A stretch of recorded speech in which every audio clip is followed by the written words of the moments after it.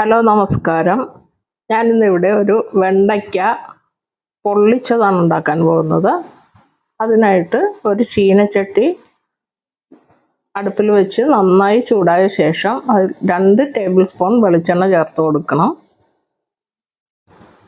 വെളിച്ചെണ്ണ എല്ലാം നന്നായി ചൂടായി വരുമ്പോഴേക്കും കടുക് ചേർത്ത് കൊടുക്കാം. 1 സ്പൂൺ കടുക് ചേർക്കാം.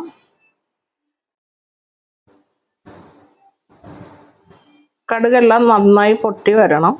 ആ സമയത്ത് നമുക്ക് ഒരു ചെറിയ കഷ്ണം ഇഞ്ചി എടുത്ത് വെച്ചിട്ടുണ്ട്.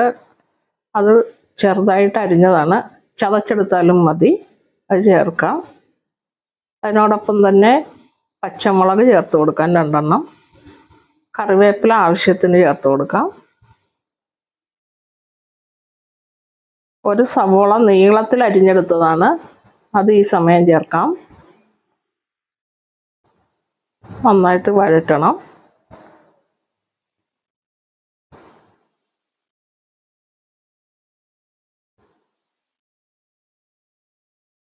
സവോളയെല്ലാം നന്നായിട്ട് മുരിഞ്ഞു വരുന്ന സമയം നമുക്ക് വെണ്ടയ്ക്ക ചേർത്ത് കൊടുക്കാം. 1/4 കിലോ വെണ്ടയ്ക്കയാണ് എടുത്ത് വെച്ചിരിക്കുന്നത്. അത് ചെറുതായിട്ട് അരിഞ്ഞതാണ്, 1 ഇഞ്ച് നീളത്തിലുള്ള പീസായിട്ട് അരിഞ്ഞതാണ്. അത് നന്നായിട്ട് വഴറ്റണം.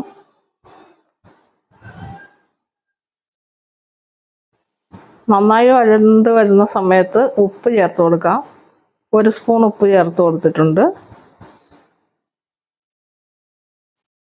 മഞ്ഞൾപ്പൊടി 1/4 സ്പൂൺ.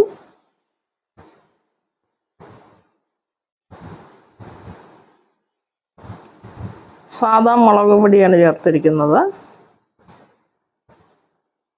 കുറച്ച് കാശ്മീരി ചില്ലി പൗഡറും ചേർത്തിട്ടുണ്ട്. മല്ലിപ്പൊടി ചേർത്ത് കൊടുക്കാം. 1 സ്പൂൺ മല്ലിപ്പൊടി. കുറച്ച് പെരുംജീരകപ്പൊടി.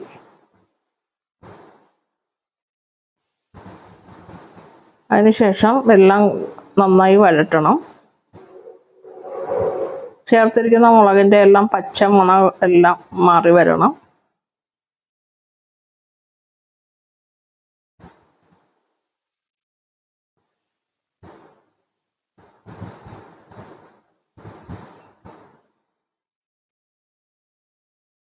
വെണ്ടയ്ക്കയെല്ലാം ചെറുതായിട്ട് വന്നിട്ടുണ്ട്. ഈ സമയം നമുക്ക് തേങ്ങാപ്പാൽ എടുത്ത് വെച്ചിരിക്കുന്നത്, തേങ്ങയുടെ 1/4 പാലും 2/2 പാലും കൂടെ ചേർത്ത് മിക്സ് ചെയ്തെടുത്തതാണ്.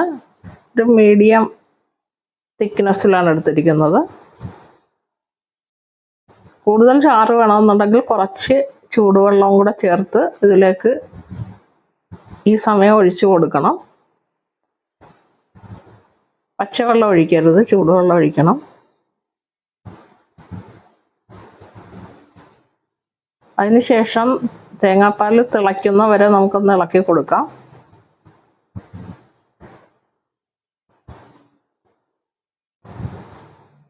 ഇപ്പം തിളച്ച് വന്നിട്ടുണ്ട്.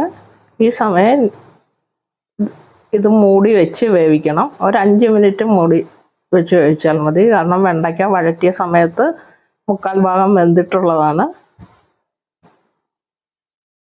ഏകദേശം എല്ലാം വെന്ത് റെഡിയായി, എണ്ണയൊക്കെ തെളിഞ്ഞ് വന്നിട്ടുണ്ട്.